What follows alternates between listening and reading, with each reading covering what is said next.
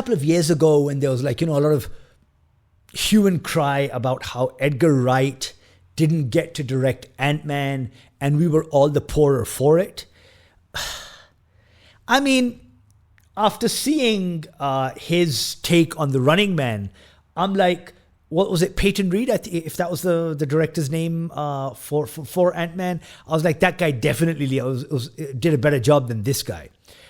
This is The Last Picture Show with A.Rahim Khan, and I am reviewing The Running Man, Edgar Wright's adaptation of Stephen King's book. Of course, for those of you in the know, this was previously done many, many moons ago, starring Arnold Schwarzenegger. This time it is Glen Powell. A word on Edgar Wright before, of course, I get into an actual review of this movie. Edgar Wright, with his entire Cornetto series of movies, Hot Fuzz, Shaun of the Dead, all of those ones. I mean, I get it. I understand why sort of he has such ardent fans and why there's like this sort of cult following around him. But for example, in that movie that he did, what was it? Baby Driver? I didn't like that movie at all. I mean, sort of it made it to many critics' lists, and he is a bit of a critical darling. I mean, everyone kind of, I don't know why, I guess maybe based off of the success of those earlier movies, people feel that he can do no wrong. And again, they were almost up in arms that, oh my God, like sort of, look at Marvel, how dare they? They should have like gone with this guy's thing. But, the first Ant-Man movie and the second one were great. I love those ones. But Edgar Wright with Baby Driver and now this one, I'm sorry, I'm not impressed, and B, I just don't see it. I just don't see what the value in this man is, besides, of course, those earlier movies that he did. The Running Man. Now, I'm not going to sort of bring up the original because I'd be very honest. Yes, of course, I've seen it. But it has been so long that I can barely recall the movie. But I know it was, it was a pretty, it was great. It was a really good movie. But let us sort of judge this movie on its own merits. The Running Man. So should you watch it in the cinema? Should you stream it? Or should you skip it? Definitely, I see no point in going to the cinema for this movie, even though I did. If it's a slow Saturday night or Sunday, because hopefully you can find something better to watch on a Saturday, then stream it. Otherwise, hard pass. You can skip it. Why though? So, okay. Let me talk about some of the merits. And I think the only merit in this movie is, of course, Glen Powell.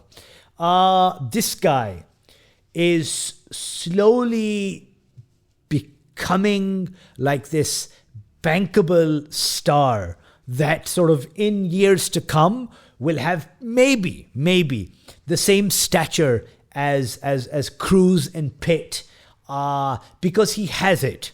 He has the looks. He has the charm. He definitely has the body. So he has sort of all of these things going for him that make him sort of an actor who has range, is able to deliver across genres, and is very well on his way to being like sort of like a Hollywood A-lister. I mean, yes, but an actor whose legend is already being written. I mean, we've seen him in Top Gun Maverick. We saw him in, well, I didn't see him in that movie with Sydney Sweeney, but there was that one. And then there was the Richard Linklater movie. So there've been a bunch. And I wish the man very well because, he was, I would say, the best thing about this movie. Everything else was really on the nose.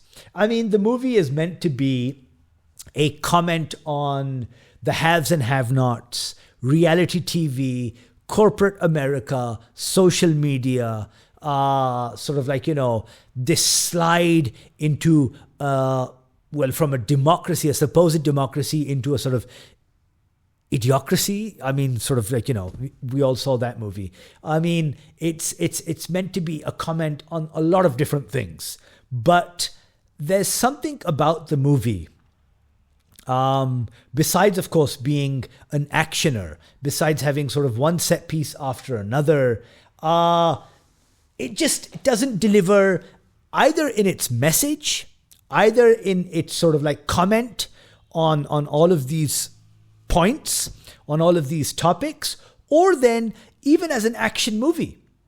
I mean, it clocks in at around 2 hours. And I can tell you this, I mean, out of all the set pieces that they have, because again, I mean, like, the premise of the movie is this is like a dystopian America in which a single corporation has a chokehold on the US, and what's it called?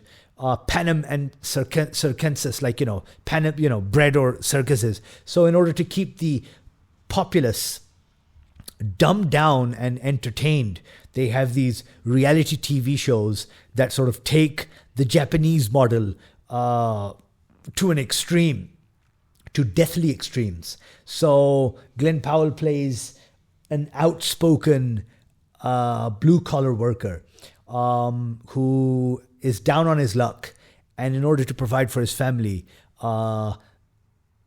enrolls in the Running Man, in which contestants are given 1 month to survive. America is, of course, their game board, all the while being hunted by, the show's hunters. And if they make it to the very end, they're paid like $1 billion new. Oh, and the one good joke about that is that on sort of the new dollars, you have Arnold Schwarzenegger. So clearly he went on from being governor of California to the US president. And then everything went to shit. So that's that's the plot. But I mean, if you're looking for sort of deft political commentary, this movie isn't it. I mean, we've seen this done so many times before. I don't know why, but Ready Player One comes to mind, and, even that wasn't a very good movie. But we've seen this done so many times before that it doesn't satisfy you on that end. The action it's like, okay. I mean, we've seen so much better.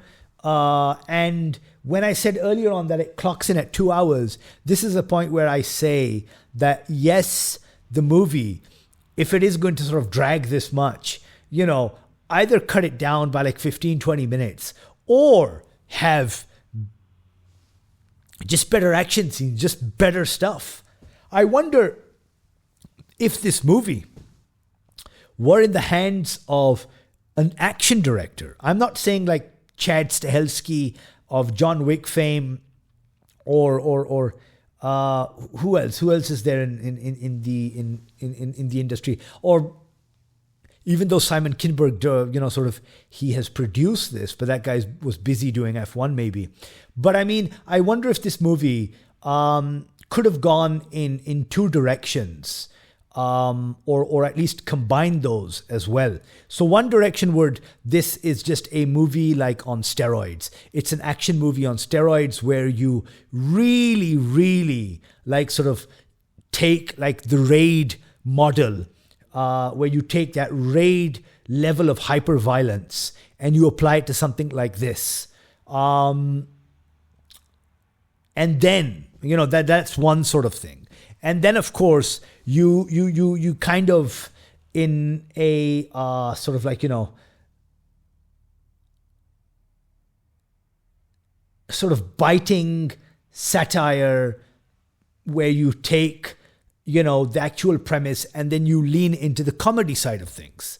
So I think Wright tries to do both, but he does wrong. And that's a pun and a wrap.